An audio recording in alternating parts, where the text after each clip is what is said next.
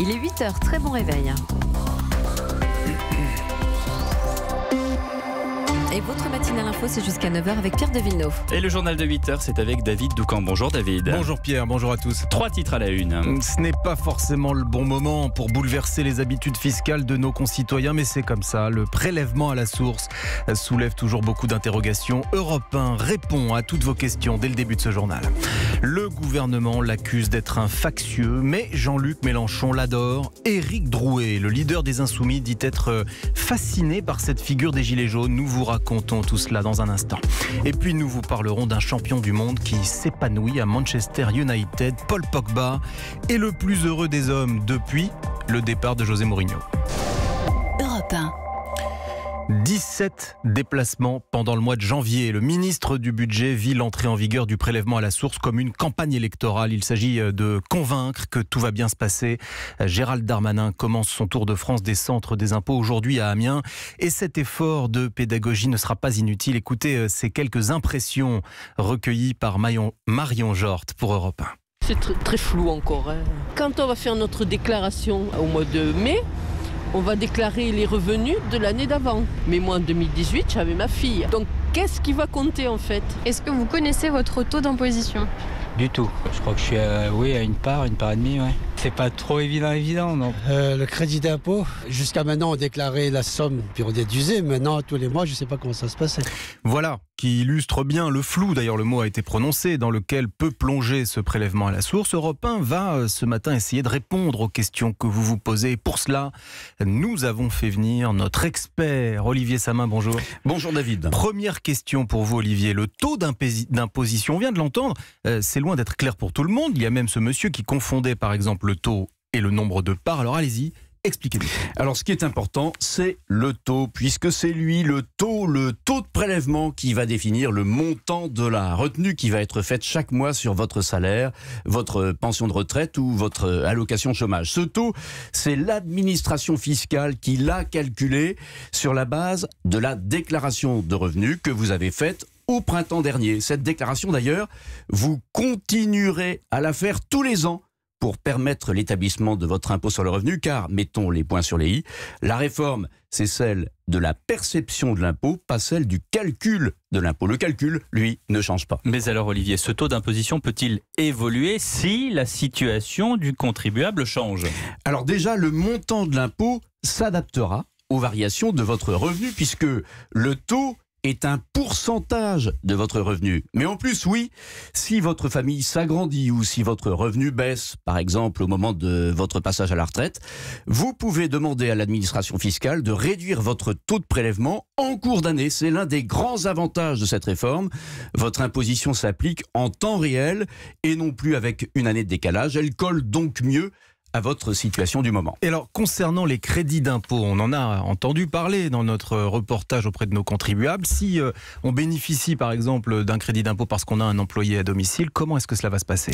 Eh bien, très vite, vous allez en voir la couleur. En tout cas, en partie. Dès le 15 janvier, le fisc va virer sur votre compte en banque une somme correspondant à 60% du crédit d'impôt auquel vous pouvez prétendre. Et le reste vous sera versé en septembre. Il sera ajusté au vu de la déclaration de revenus que vous allez faire au printemps prochain. Merci à vous Olivier Samin pour toutes ces précisions. Le prélèvement à la source ne sera pas la seule réforme qui marquera 2019. Assurance chômage, retraite, fonction publique. Le président de la République s'est montré lors de ses vœux déterminé à mener à bon terme tous ces chantiers. La question est de savoir s'il aura le capital politique nécessaire pour y parvenir. Selon un sondage Opinionway, 6 Français sur 10 n'ont pas jugé Emmanuel Macron convaincant lors de son allocution du 31 décembre. On va rester dans le domaine économique, David. Depuis cette semaine, le mouvement des Gilets jaunes a perturbé le commerce, en particulier le secteur du tourisme. Mais oui, les images de chaos en plein Paris ont fait le tour du monde. Difficile d'imaginer pire publicité. Et donc, sans surprise, les professionnels constatent une forte baisse de la fréquentation. Enquête Europe 1 signée Pierre Herbulot. Le souhait des hôteliers pour la nouvelle année, enregistrer beaucoup plus de réservations qu'au mois de décembre. L'impact a été rude, confirme Jean-Pierre Masse, le président des entreprises du voyage. On estime que cette fréquentation aura baissé de l'ordre de 20% par rapport à ce qu'elle était l'an dernier, donc de façon assez significative. Quand ils voient ce que l'on retransmet à l'étranger du mouvement des Gilets jaunes, c'est-à-dire les scènes d'émeutes parisiennes le samedi, ils n'arbitrent pas en faveur de Paris. Ils s'imaginent que la France est en émeute permanente, ce qui est quand même loin d'être la vérité. Environ 300 000 nuitées ont déjà été perdues à Paris, mais le pire reste à venir, estime Didier Arinaud, directeur général du cabinet d'études ProTourisme. C'est ce qu'il appelle l'effet invisible. C'est-à-dire tous ceux qu'on n'est pas capable de quantifier et qui ne viendront pas et qui ne disent pas qu'ils ne viendront pas du fait des images de violence vues à Paris. Un professionnel du secteur se veut quand même rassurant. Les touristes étrangers ont la mémoire courte, dit-il. Ils reviendront dans les semaines qui suivront la fin des violences liées au mouvement des Gilets jaunes. Pierre Herbulot pour Europe 1. 4 hommes ont été blessés par arme à feu hier soir à Villeurbanne, dans la banlieue lyonnaise. Selon les informations recueillies par Europe 1, les victimes ont été déposées vers 22h à l'hôpital et le pronostic vital de 3 d'entre eux était engagé. Les 4 hommes connus pour du trafic de stupéfiants auraient été ciblés à un point de deal. 2 suspects sont en fuite. Parlons maintenant politique avec une déclaration d'amour qui fait beaucoup réagir. Oui, vous faites, Pierre, référence à Jean-Luc Mélenchon qui, dans un billet de blog, a rendu hommage à Éric Drouet. Éric Drouet, qui est l'un des leaders du mouvement des Gilets jaunes, c'est lui, vous vous en souvenez sans doute, qui avait appelé à marcher sur l'Élysée. Jean-Luc Mélenchon dit ressentir pour lui de la fascination. Il voit en lui une figure révolutionnaire. Adrien Beck du service politique d'Europe 1. Le soutien risque d'en étonner certains tant la personnalité d'Éric Drouet peut questionner. Un appel à rentrer dans l'Élysée début décembre qui provoque l'ouverture d'une enquête. Avant, quelques jours plus tard, une garde à vue pour port d'armes prohibé pour laquelle le trentenaire sera jugé en juin. Et pourtant, Jean-Luc Mélenchon l'assure, je l'écoute, je le lis et n'hésite pas le parallèle historique avec un autre Drouet, Jean-Baptiste, révolutionnaire qui permit l'échec de la fuite de Louis XVI à Varennes.